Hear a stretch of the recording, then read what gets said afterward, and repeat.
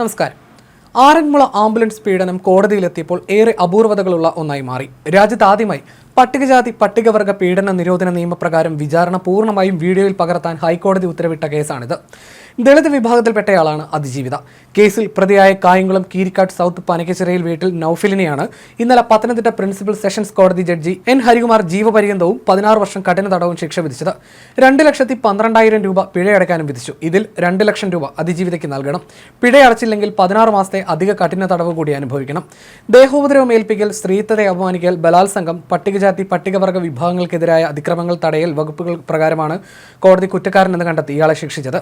വിവാഹിതനും ഒരു കുട്ടിയുടെ പിതാവുമാണ് പ്രതി. ബലാത്സംഗത്തിന് 10 വർഷം കഠിന തടവും 1 ലക്ഷം രൂപയും ശിക്ഷിച്ചപ്പോൾ കൈകൊണ്ട് ദേഹോദ്രവം ഏൽപ്പിക്കലിന് 1 വർഷത്തെ കഠിന തടവും 1000 രൂപയും, സ്ത്രീത്വത്തെ അപമാനിച്ച കുറ്റത്തിന് 4 വർഷം കഠിന തടവും 8000 രൂപയും, പട്ടികജാതി പട്ടികവർഗ വിഭാഗങ്ങൾക്കെതിരായ അതിക്രമങ്ങൾ തടയൽ വകുപ്പുകൾ പ്രകാരം 1 വർഷത്തെ കഠിന തടവും 3000 രൂപയും, പട്ടികജാതി പട്ടികവർഗ വിഭാഗങ്ങൾക്കെതിരായ അതിക്രമങ്ങൾ തടയൽ വകുപ്പുകൾ അനുസരിച്ച് ജീവപര്യന്ത കഠിന തടവും 1 ലക്ഷം രൂപ പിഴയും ശിക്ഷിച്ചു. ശിക്ഷകൾ ഒരുമിച്ച് ഒരു കാലയളവിൽ അനുഭവിച്ചാൽ മതിയാകും. ആർത്തവ കാലഘട്ടത്തിലായിരുന്ന യുവതിയെ വാ പൊത്തിപ്പിടിച്ച് ലൈംഗിക അതിക്രമം കാട്ടി ബലാത്സംഗത്തിന് ഇരയാക്കി കവിളിൽ അടിക്കുകയും വയറ്റത്ത് ചവിട്ടുകയും ചെയ്തു. ഇതിനിടെ താഴെ വീണ യുവതിയുടെ ഇടത് കാൽമുട്ടിന് പരിക്ക് പറ്റുകയും ചെയ്തു. ശേഷം പ്രതി അവശ്യനിലയിലായ യുവതിയെ പന്തളം അർച്ചന ആശുപത്രിക്ക് മുന്നിൽ ഇറക്കി അടൂരിലേക്ക് കടന്നു. വിവരം യുവതിയിൽ നിന്ന് മനസ്സിലാക്കിയ ആശുപത്രി അധികൃതർ പോലീസിനെ അറിയിച്ചു. പോലീസ് ആംബുലൻസും പ്രതിയെയും അടൂരിൽ നിന്ന് കസ്റ്റഡിയിലെടുക്കുകയായിരുന്നു. 2020 സെപ്റ്റംബർ 5 രാത്രിയിലായിരുന്നു സംഭവം.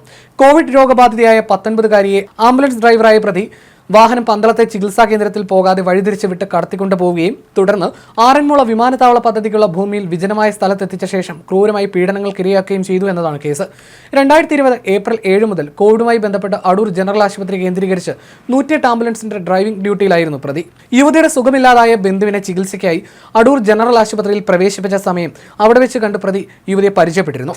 സെപ്റ്റംബർ 5 കോവിഡ് സ്ഥിരീകരിക്കപ്പെട്ട യുവതി ബന്ധുവീട്ടിലേക്ക് മാറിയതിന് പിന്നാലെ അവിടെ നിന്നും അടിയന്തര ചികിത്സയ്ക്കായി മാറ്റാൻ അധികൃതർ തീരുമാനിക്കുകയും ചെയ്തു. എമർജൻസി മെഡിക്കൽ ടെക്നീഷ്യനുമായി യുവതിയെയും മറ്റൊരു സ്ത്രീയുമായി വന്ന ആംബുലൻസ് ഡ്രൈവറിൽ നിന്നും പ്രതി ഡ്യൂട്ടി ചോദിച്ചു വാങ്ങി സംഭവ ദിവസം രാത്രി 11:22 അടൂർ ജനറൽ ആശുപത്രിയിൽ മുന്നിൽ നിന്നും ഇയാൾ ഓടിക്കുന്ന ആംബുലൻസിൽ മാറി കയറ്റിക്കൊണ്ടുപോവുകയാണ് ഉണ്ടായത്. അടൂർ ജനറൽ ആശുപത്രിയിൽ നിന്നും 108 ആംബുലൻസിൽ പന്തളം അർച്ചന ആശുപത്രിയിലേക്ക് മാറ്റാൻ അധികൃതർ തീരുമാനിച്ചപ്പോൾ രോഗബാധിതയായ 42-കാരിയെ കോഴഞ്ചേരി ജില്ലാ ആശുപത്രിയിലേക്ക് മാറ്റാനാണ് ഒപ്പം കയറ്റിയത്. എന്നാൽ പിന്നീട് നൌഫൽ ഇടപെട്ട് രോഗികളെ തന്റെ ആംബുലൻസിൽ കയറ്റിക്കൊണ്ടുപോവുകയായിരുന്നു. ആദ്യം യുവതിയെ പന്തളം അർച്ചന ആശുപത്രി കോവിഡ് സെന്ററിലാക്കാനും പിന്നീട് സ്ത്രീയെ കോഴഞ്ചേരി ജില്ലാ ആശുപത്രിയിൽ പ്രവേശിപ്പിക്കാനുമായിരുന്നു നിർദ്ദേശം.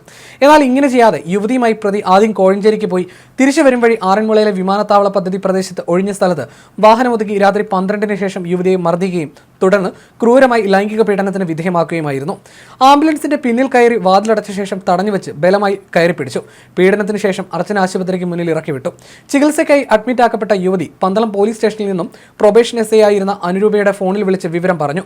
തുടർന്ന് എസ് ഐ ഫോണിൽ മൊഴി രേഖപ്പെടുത്തുകയും പന്തളം എസ് ഐ ആയിരുന്ന ആർ ശ്രീകുമാർ പിറ്റേന്ന് രാവിലെ FIR രജിസ്റ്റർ ചെയ്യുകയും ചെയ്തു. അന്നത്തെ പോലീസ് ഇൻസ്പെക്ടറായിരുന്ന S ശ്രീകുമാർ അന്വേഷണം ആരംഭിച്ചു.